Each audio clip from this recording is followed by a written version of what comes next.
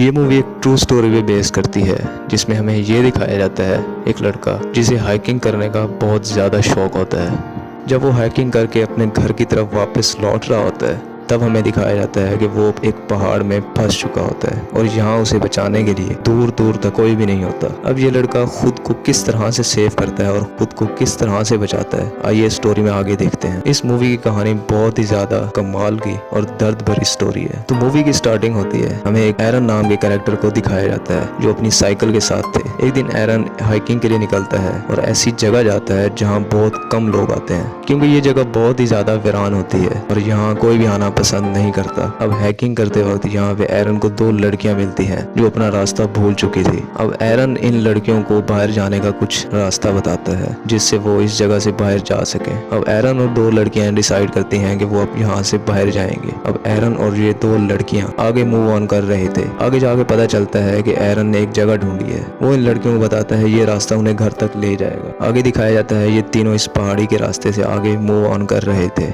Then थोड़ा ही आगे जाने से एरन नीचे कूद जाता है। तभी देख के ये दो लड़कियां बहुत ज्यादा परेशान हो जाती हैं। लेकिन अचानक हमें दिखाया जाता है कि एरन पानी से निकलता है और इन लड़कियों को बुलाता है और कहता है कि तुम एक एक करके इस पानी में कूद जाओ। इसी तरह दिखाया जाता है ये लड़कियां थोड़ा सेटिस्फाई फील करती हैं और एक एक करके इस तालाब में कूद जाती हैं। तीनों ये यहाँ सेटिस्फाई फील कर रहे थे। देन दिखाया जाता है वो तालाब से बाहर चले जाते हैं और आगे जाने का डिसीजन लेते हैं। अब एरन इन दो लड़कियों के साथ सेल्फी लेता है और कहता है कि अब हम दोबारा कब मिलेंगे। जिनमें से एक लड़की कहती है कि कल शाम को हमारे घर पार्टी है, हो सकता है हम वहाँ पे मिल लें। अब इसी तरह एरन कहता है चलो हम कल शाम को पार्टी पे मिलेंगे। ये कहते ही अब एरन अपने रास्ते की तरफ मूव ऑन करता है और ये दो लड़कियां अपने रास्ते की तरफ। इसके बाद दिखाया जाता है एरन इन खतरनाक रास्तों को क्रॉस करते हुए आगे बढ़ रहा था, लेकिन ये पहाड़ियां बहुत खतरनाक होती हैं और एरन बहुत इंजॉय फील करते हुए इनको क्रॉस करता जा रहा था। अब आगे दिखाया जाता है एरन एक छोटी सी लापरवाही की वजह से गिरने लगता है। अपने आप को बचाने के लिए वो एक पत्थर को पकड़ लेता है, लेकिन देखते ही देखते वो पत्थर भी इसके साथ साथ नीचे ही फिसलने लगता है। लेकिन आगे दिखाया जाता है जिस पत्थर का एरन ने सहारा लिया था वो पत्थर इसके हाथ के साथ फंस जाता है। अब एरन इस पत्थर की वजह से फंस चुका था।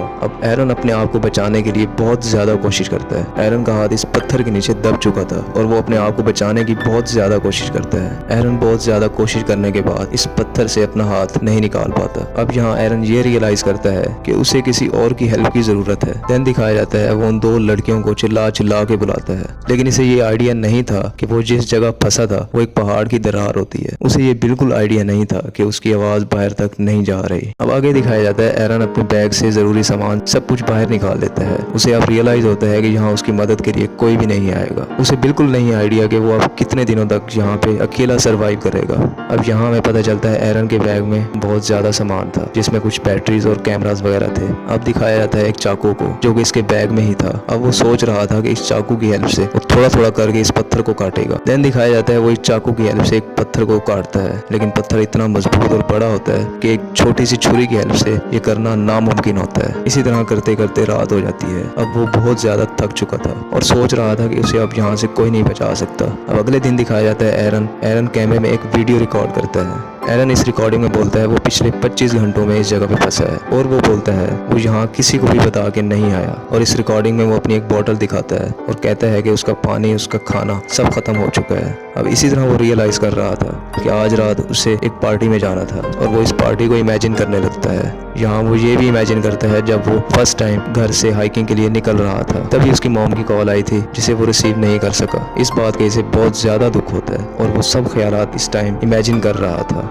उसे अब थोड़ा सा दुख होता है और वो सोचता है कि अगर मैं वो कॉल उठा लेता तो उसकी माँ को पता होता कि मैं कहाँ जा रहा हूँ। लेकिन अफसोस की बात कि अब किसी को नहीं पता कि वो अब कहाँ है। इसी तरह अब हमें दिखाया जाता है कि एरन को फंसे पूरे 3 दिन हो चुके थे। एरन को अब कुछ समझ नहीं आता कि वो अब खुद को किस तरह से सेव करे और कैसे यहाँ से बाहर निकले।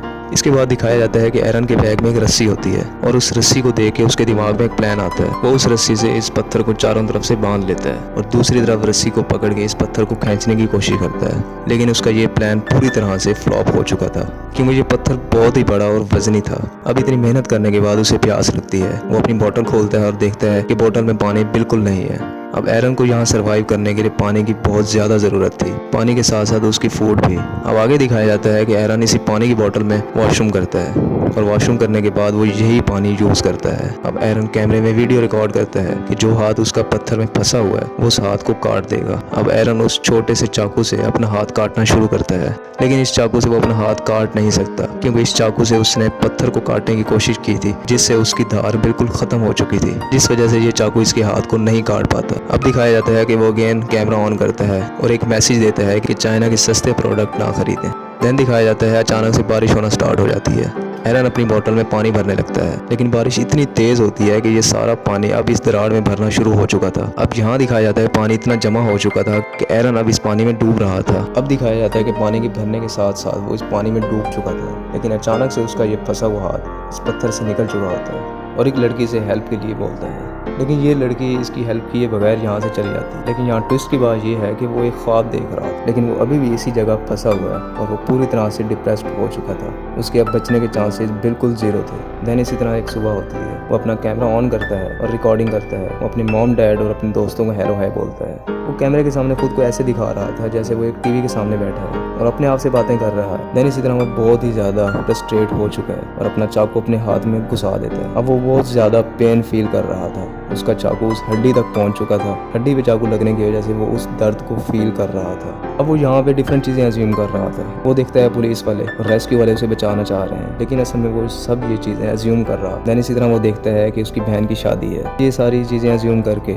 ज़ोर ज़ोर से पत्थर को काटने लगता है और बोलता है इस पत्थर की वजह से उसने अपनी ज़िंदगी बर्बाद कर दी है। इसके बाद वो एक प्लान बनाता है। वो अपने हाथ को ज़ोर ज़ोर से घुमाता है, जिसकी वजह से उसकी हाथ की हड्डियाँ टूट चुकी थी, जिसकी वजह से उसे बहुत ज़्यादा दर्द होता है और ये इमेजिन करना बहुत ही ज़्यादा दर्दनाक है। इसी तरह वो अपनी कलाई की हड्डी तोड़ देता है। अब इसी तरह हड्डियां तो टूट चुकी थी, लेकिन वो चाकू निकाल के अगेन अपने हाथ को जिस्म से अलग कर रहा था और वो इस चीज़ से खुश था। अब इस तरह करते करते वो अपना हाथ काट देता है और अचानक से कैमरा निकालता है और इस कटे हुए हाथ के साथ वो अपनी पिक्चर लेता है, जो बहुत ही ज़्यादा दर्दनाक थी। फिर वो रस्सी से चढ़कर ऊपर चला जाता है। बहुत दिनों के बाद वो धूप देख रहा था, वो हवा फील कर रहा था, वो ऑक्सीजन फील कर रहा था, जिससे उससे थोड़ी सी खुशी मिलती है। अब उसे बहुत ज़्यादा प्यास लगी होती है। वो देखता है उसके साथ एक तालाब है और उस गंदे तालाब में कूद के वो पानी पीता है। पानी पी के वो आगे मूव ऑन करता है। तभी आगे देखता है उसे एक फैमिली नजर आती है। वो जोर जोर से चिल्लाता है। देन इसी तरह ये फैमिली से रेस्क्यू करती है, इसे पानी देती है। एरन अब अपनी स्टोरी इस फैमिली को बताता है। वो बताता है कि वो इस पहाड़ में फंस चुका था, जिसकी वजह से उसने अपना हाथ काट दिया। अब ये फैमिली से कहती है कि तुम्हें थोड़ा सा आराम करना चाहिए, तुम्हारी हालत बहुत ज्यादा खराब है। लेकिन एरन कहता है मुझे आराम की जरूरत नहीं, मुझे आगे बढ़ना चाहिए। लेकिन जहाँ हम देखते हैं कि हेलीकॉप्टर आ जाता है इसे बचाने और वो हेलीकॉप्टर इसकी जान बचा लेता है। इस मूवी पे एक बुक भी लिखी जा चुकी है, जिसमें यह लिखा गया है 127 घंटे इस आदमी ने किस तरह से सरवाइव किया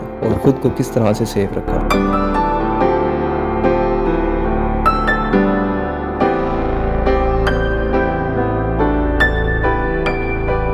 इसके बाद मूवी के एंड में एरन उसकी वाइफ की पिक्चर भी दिखाई जाती है।